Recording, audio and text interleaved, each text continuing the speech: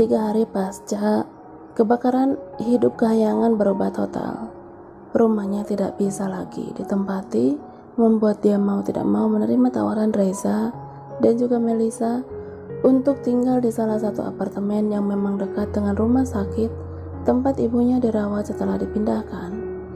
Ibu yang belum sadarkan diri membuat anak semata wayangnya itu sempat terpukul, dan kehadiran keluarga Bumi adalah satu-satunya pegangannya kini. Sanak saudara hanya datang sekedar menjenguk tanpa ada yang turut andil dalam urusan pengobatan. Biaya bahkan untuk pergantian menjaga pun begitu banyak alasan yang diberi. "Sayang, makan dulu." Suara Bumi mengagetkan Kahyangan yang berdiri di depan jendela apartemen tempat dia tinggal untuk sementara selama ibunya dirawat. Dia yang baru kemarin ada di sini tentu masih merasa asing.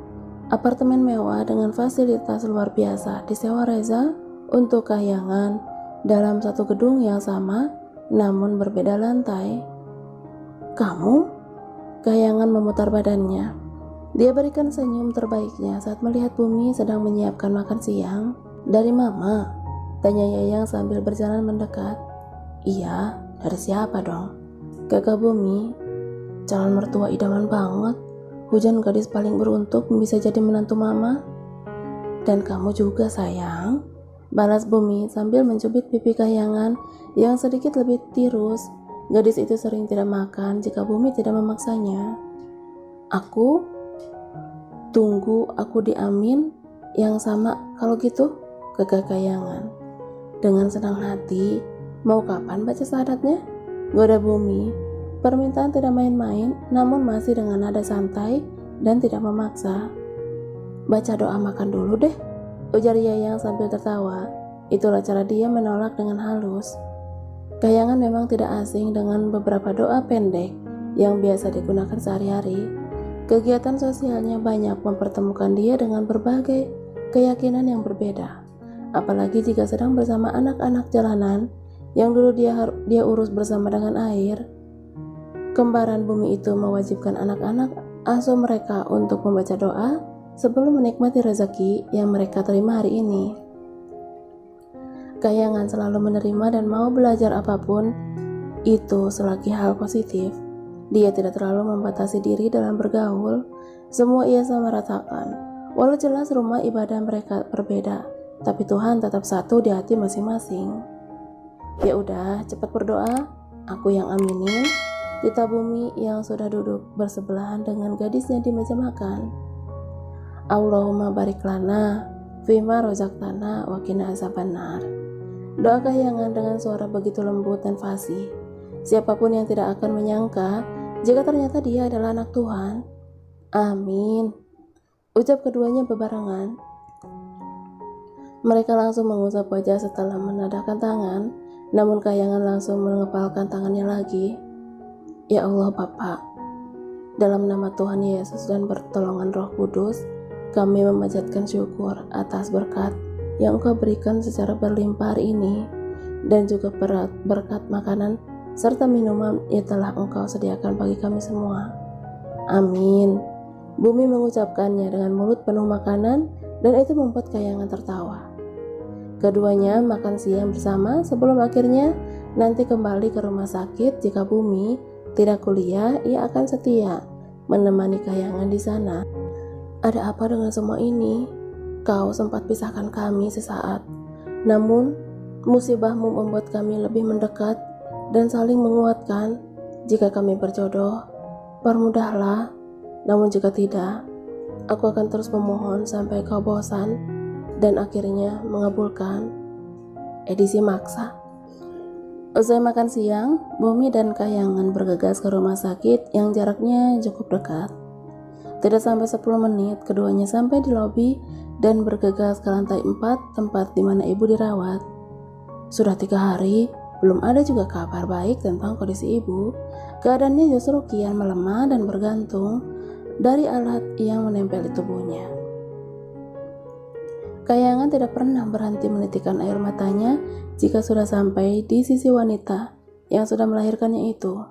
Meski tak sehisteris kemarin-kemarin, Namun tangis tanpa air mata bukanlah jauh menyakitkan.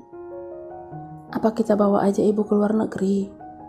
Gadis itu menoleh sambil menghapus air matanya.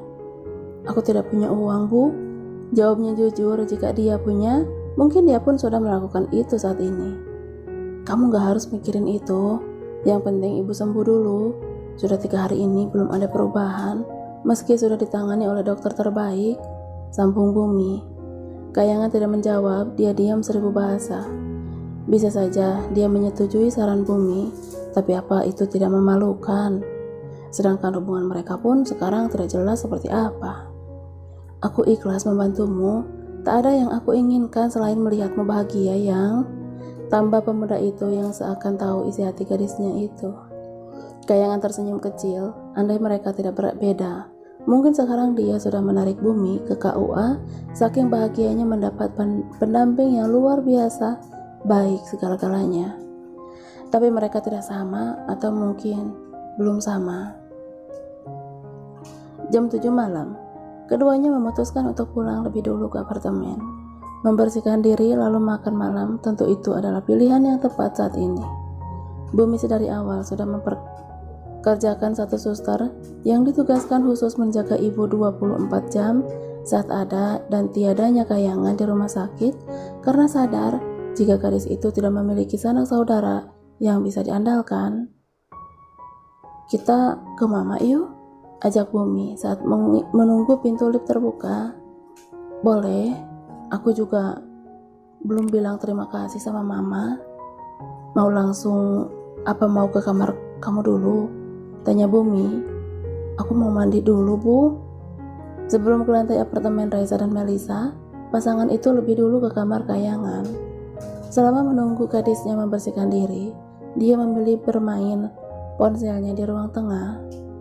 Getaran benda bipit tanda panggilan telepon masuk membuat Bumi membenarkan posisi duduknya karena perasaannya mendadak tidak enak hati. Halo, jawab Bumi. Halo Tuan, keadaan Ibu Marlin semakin drop. Semua dokter sedang berkumpul di kamar rawat sedang melakukan pemeriksaan. Jelas Sarah, suster yang ditugaskan Bumi, menjaga ibu di rumah sakit. Saya segera ke sana sekarang. Kayangan yang baru keluar dari kamar usai mandi langsung ditarik Bumi untuk keluar. Langkah keduanya semakin tergesa saat Bumi memberitahukan kondisi ibu saat ini. Harusnya aku gak pulang, kata Yayang, penuh sesal saat keduanya sudah berada di dalam mobil. Sabar dulu, kita belum tahu secara jelas Yayang. Bumi mencoba menenangkan Kayangan, meski hatinya sendiri pun gundah gulana. Sampai di lobi rumah sakit, keduanya bergegas menaiki lift ke lantai 4. Dan benar saja, kini dalam ruangan tersebut sudah ada tim dokter terbaik sedang menangani ibu. Kayangan kembali histeris dan menangis sejadi-jadinya dalam dekapan Bumi. Bayangan perpisahan seakan ada di pelupuk matanya. Tim medis yang sudah berusaha semaksimal mungkin justru dibuat pasrah saat monitor detak jantung semakin lemah. Dokter memberi kode pada pasangan itu antara menguatkan atau mengikhlaskan ibu. Kayangan mengangguk lemah saat Bumi membisikkan sesuatu padanya.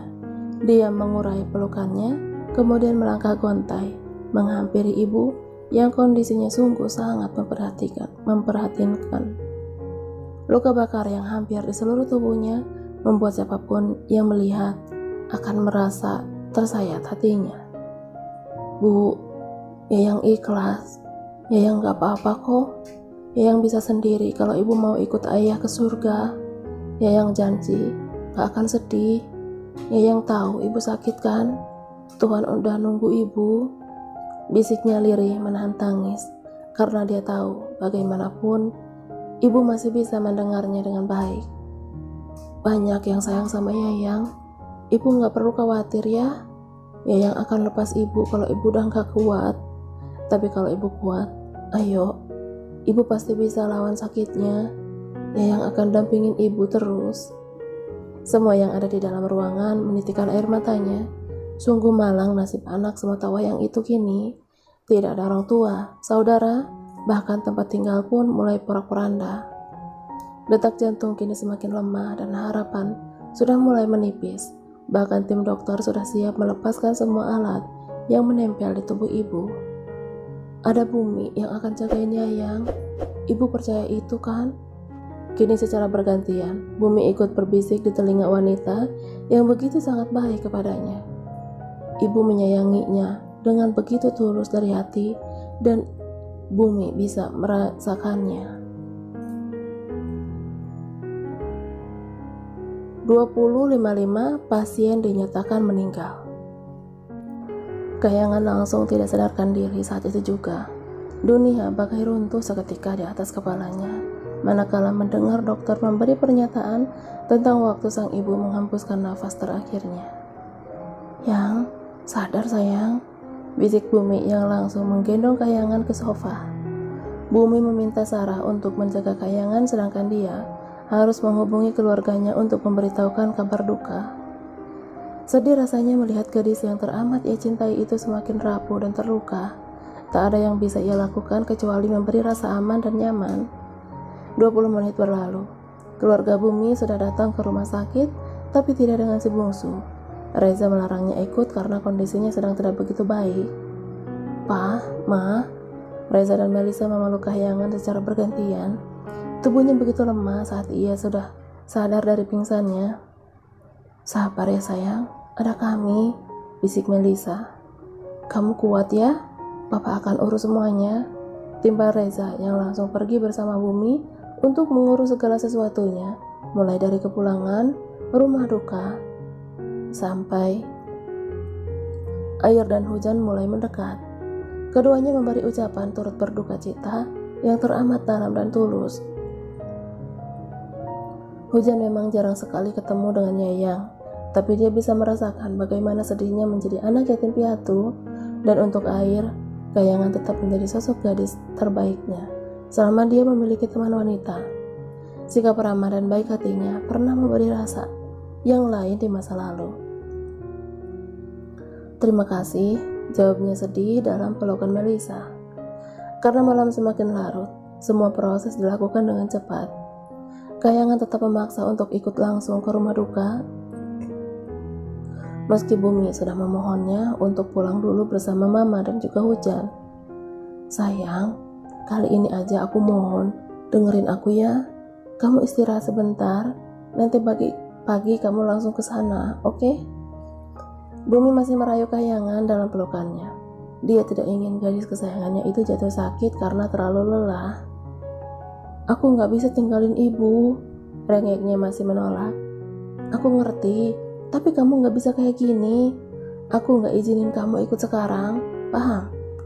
Ucap Bumi. Ia harap ini adalah kalimat terakhirnya yang tidak ingin dibantah. "Ayo Yang, kita pulang dulu," ajak Hujan ikut merayu. Perlahan Kayangan memulai pelukannya. Dengan menghela nafas berat, akhirnya dia melangkah. Mengalah. Melisa, Hujan, dan Kayangan bergegas pulang, sedangkan Reza, Bumi, dan Air langsung menuju rumah duka. "Mau ganti baju?" tawar Hujan. Kayangan menggelengkan kepalanya. Dia duduk lesu di tepi ranjang kamar Bumi. "Tidur sama aku aja yuk, di kamarku," ajak Hujan lagi. Dia terus menawarkan diri ingin menemani Kayangan yang begitu sangat terlihat berantakan karena terpukul. "Nggak apa-apa, aku tidur di sini aja. Maaf sudah merepotkanmu," ucap Kayangan dengan derai air mata. "Jangan bicara begitu, kita keluarga," jawaban Hujan semakin menusuk hatinya yang terasa sangat pedih. "Dengan status apa aku dianggap keluarga?" "Ya sudah, aku balik ke kamarku ya. Kalau ada apa-apa, masuk aja. Nggak aku kunci. Kalau Ade biasanya nggak boleh ada yang ganggu waktu istirahatnya," jelas Hujan. Dia sudah hafal betul dengan kebiasaan keluarga suaminya itu, termasuk tentang si bungsu ratunya Rahardian. "Iya, aku paham. Selamat istirahat ya Hujan." "Kamu juga," balasnya. Sepeninggal Hujan, Kayangan langsung bangkit menuju kamar mandi. Matanya yang sembab seakan berat dia rasakan. Gadis itu mencuci wajahnya, tidak ada senyum dan aura kebahagiaan yang kini ia lihat dari pantulan cermin. Kini dia seorang diri di dunia. Entah apa yang harus dia lakukan setelah ini. Bu, Yayang ikhlaskan ibu. Lirihnya yang kembali menumpahkan air matanya. Serasa sudah lebih baik, ia pun kembali menuju tempat tidur. Namun langkahnya berhenti di meja belajar Bumi. Begitu banyak buku yang tersusun rapi di sana. Dia pun tersenyum simpul. Kamu nanti kelewat pintar, Bu. Kekeh Kayangan yang kini sudah duduk di kursi di meja belajar. Satu persatu Kayangan mengusap semua foto mereka berdua yang tertata rapi di dalam bingkai. Begitu banyak yang sudah mereka lewati selama menjadi sepasang kekasih. Senyum dan tangis datang bersamaan. Lukanya semakin pedih saat dia membaca satu kalimat yang menempel di rak meja belajar Bumi. Bumi Kayangan.